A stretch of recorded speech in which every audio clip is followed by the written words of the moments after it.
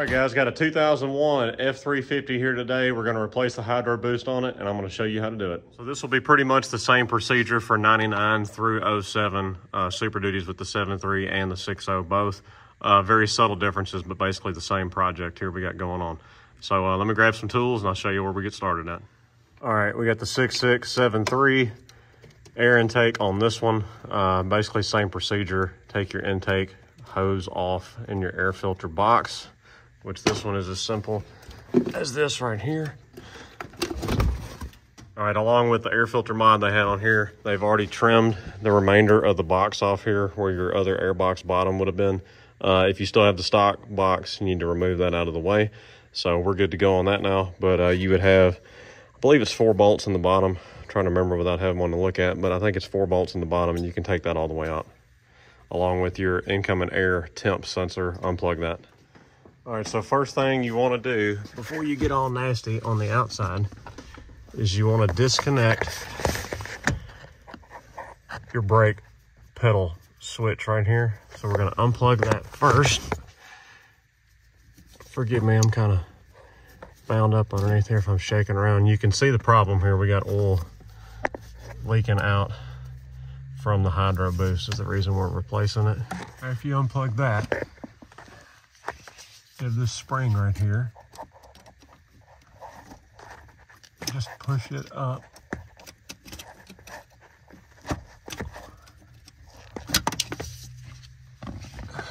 Don't lose it.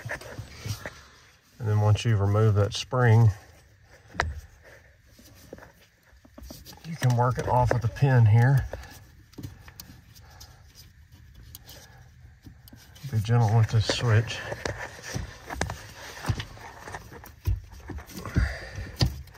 Just like that. Get you some light. Slide it off with the pedal.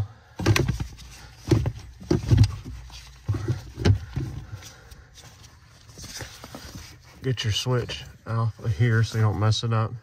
All right, with your air intake and all that out of the way, the first thing you want to undo is that nut right there for that bracket, because it's going to make getting that line loose from the Hydro Boost that much easier. So just take that nut off, and then we're going to take that line, and this line, the soft line right here, which is your return, all loose from the Hydro Boost.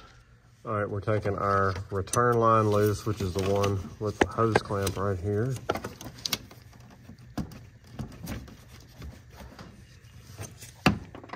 All right, so your 2 lines with the fittings on each side there are 18 millimeter. So we're gonna break those loose now.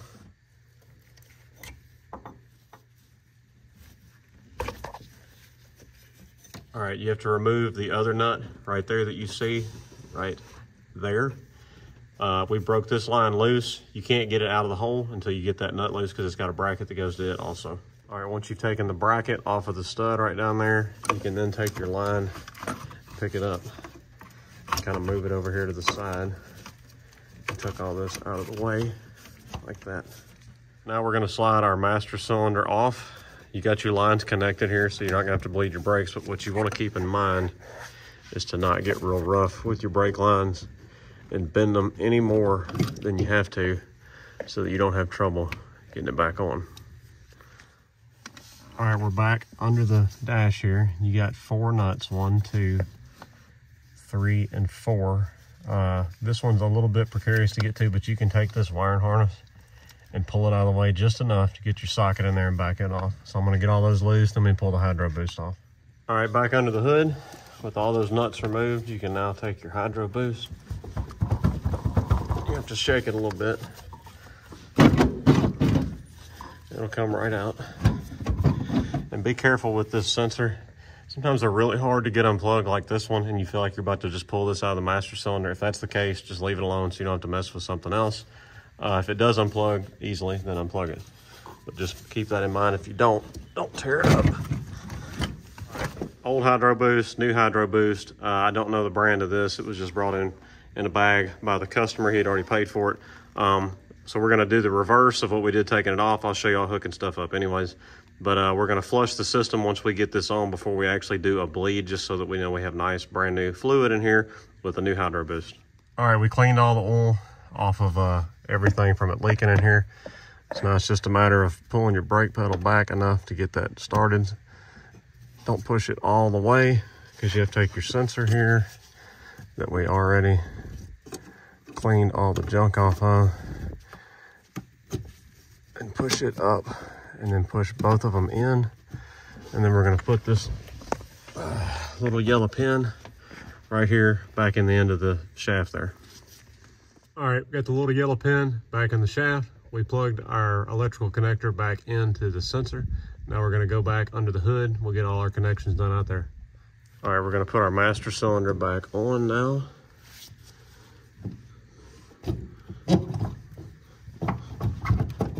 Slide it up. Of course, the brake lines are trying to spring it back some, but what you have to do is get that bracket on first and then put your nuts on for both those hoses. So we're gonna get those put on. All right, so you're gonna wanna check the end of your hoses both before you put them back in, and check your rubber O-ring. Make sure it's in good shape. If it needs to be replaced, replace it. There's nothing wrong with reusing it if it's not degraded, doesn't have a cut or a tear in it. You can see that one is still on there also. So we're gonna leave those. We're just gonna check for leaks once we get it together. Otherwise, you're gonna have to go searching for those O-rings. They're a little bit hard to find if you need one. I can't even remember the part number for it. I have to go looking, but just check them out. Just make sure they don't need to be replaced before you put them back in.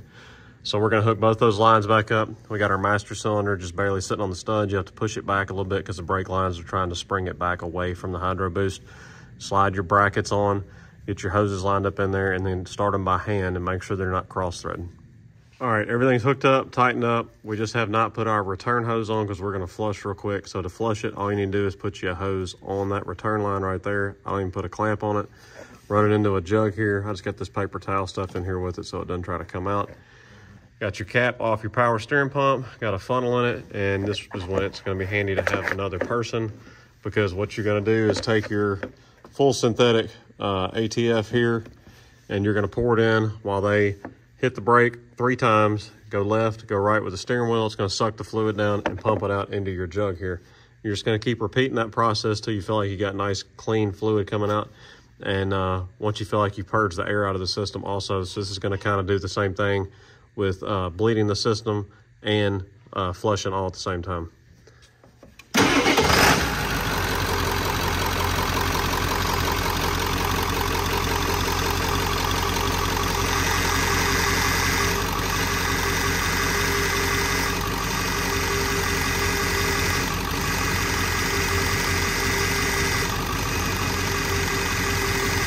You gotta pump the brakes too. Stop steering, pump the brakes.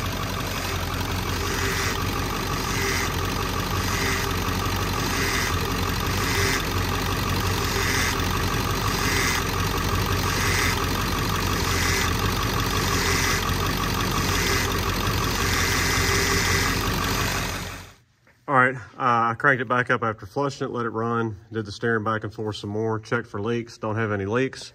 We're gonna go take it for a spin around the block, make sure everything feels right with that.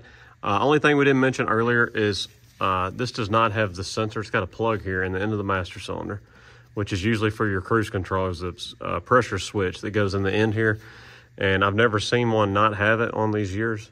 So someone has put a plug in here in the end of this reservoir. So normally you would have another sensor that you would need to unplug in the reservoir that I didn't think about earlier. But that's just food for thought. If you have that, just unplug it and get it out of the way if you need to. So we got her all fixed up. The steering's nice and quiet. No more leaking from the Hydro Boost. So it is that easy to replace your Hydro Boost. All right, guys, hope you enjoyed the video on replacing the Hydro Boost on this F350. Not too hard of a job to do. If it's leaking, just go on and knock it out and get it fixed. Go check out all of our other content on the channel here. Got a whole bunch of Power Stroke 7.3 and other diesel content on the channel. Check us out at automaticgarage.com, Facebook, and Instagram.